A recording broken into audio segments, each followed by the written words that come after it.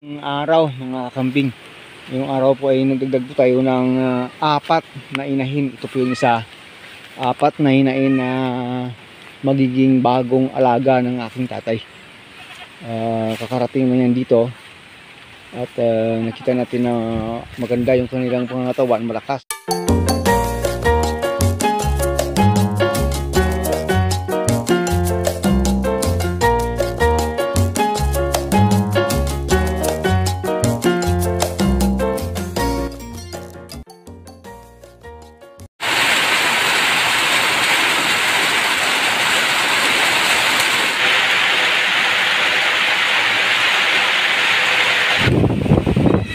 Lang dito yung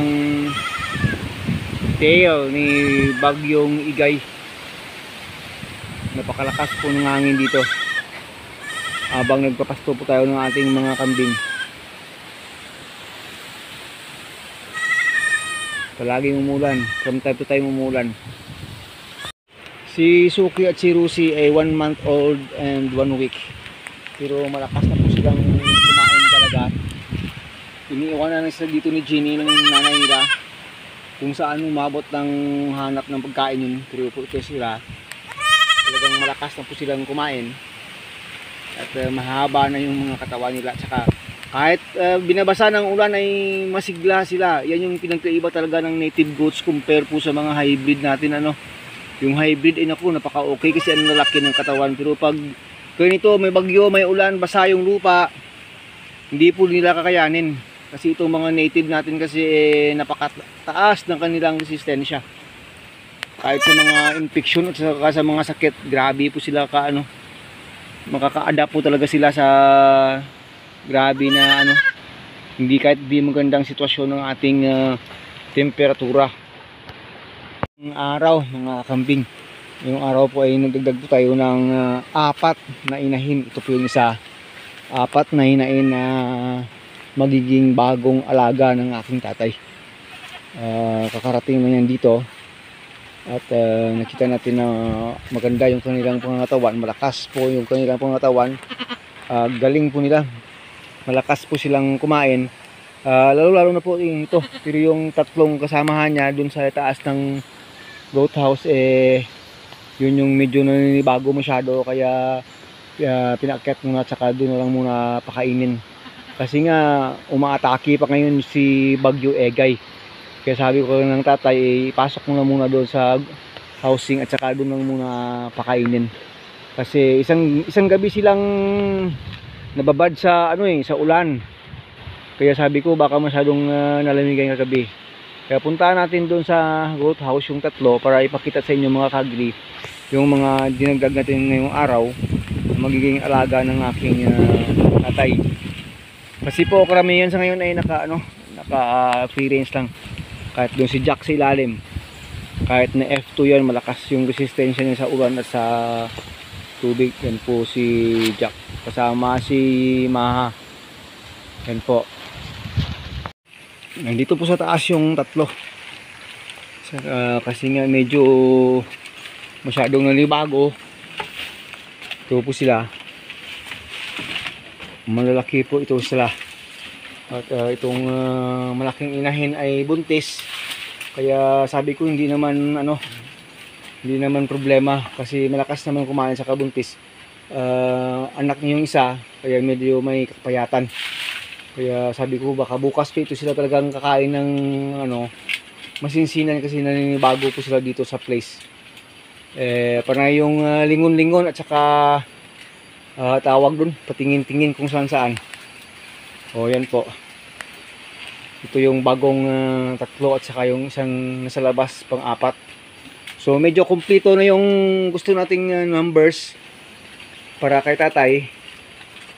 Kaya yan mga ka-agris, nako, kahit kasama niya, sinusuwag-suwag niya. Kasi anak niya yung isang brown. Dahon ng mangga at saka dahon ng ratilis at saka mga iba-ibang dahon pinapakain. Mamaya bigyan namin natin yan ng ipil-ipil o kung anong kasing dahon. Dahon ng kamatsili at saka kapati dahon ng langka gusto nilang kainin. Yung goal natin ngayong araw at least ay magkaroon sila ng makakain kahit na midya lang muna, half lang muna. pag gumanda yung panahon bukas, talagang i-free range natin sila doon sa labas, mga kakambing. Yun po, yan. Ito yung black and white na rin ito, na parang buntis na rin po ito, at saka ganda po ng kanyang katawan. Saka sabi ng aking kaibigan Agri and Adventure, so hindi tayo lugi kasi ang gaganda ng katawan nitong mga mga bagong inahin. Maliban po ito sa pinaka-mother, kasi yung anak niyang brown na yan, ganda talaga ng katawan, kaya magiging magandang material na rin na magiging inahin someday. Kasi may kapatid dyan ng lalaki, hindi namin binili, mas malaki ng konti sa kanya, at sabi daw ng may-ari buntis daw itong nanay niya. Kaya sabi ko walang lugi, kasi pag ito nanganak kahit isa, dalawa, ayun, ano kaagad tawag doon, may ano kaagad tayo, may plus na kaagad pag nanganak ito. Estimated natin mga 2 months pa ito siguro mga anak, pero umpisa nang lumalaki yung kanyang dede, at saka may gatas na raw kanya kahapon na-test natin, may gatas na siya. So pwedeng 2 months to 3 months na itong buntis. Medyo may ano lang, medyo payat lang. Ano po natin siya, supplyan po natin siya ng vitamin B bago manganak para medyo malakas siya, at saka lalakas yung ano niya, appetite niya sa pagkain. Yun mga ka-agri. Pero itong black and white mix na po ito, napakaganda ng kanyang katawan. Napakaganda po ng kanyang katawan niya, tsaka kahit na kanyang umaga wala pa itong laman yung tiyan niya, talagang makikita natin buntis, may kalakihan yung kanyang tiyan.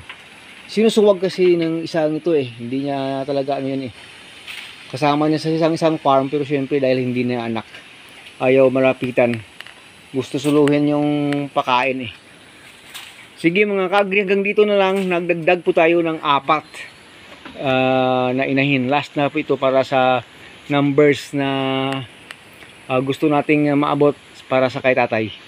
Sige po, God bless us all. Hanggang dito na lang.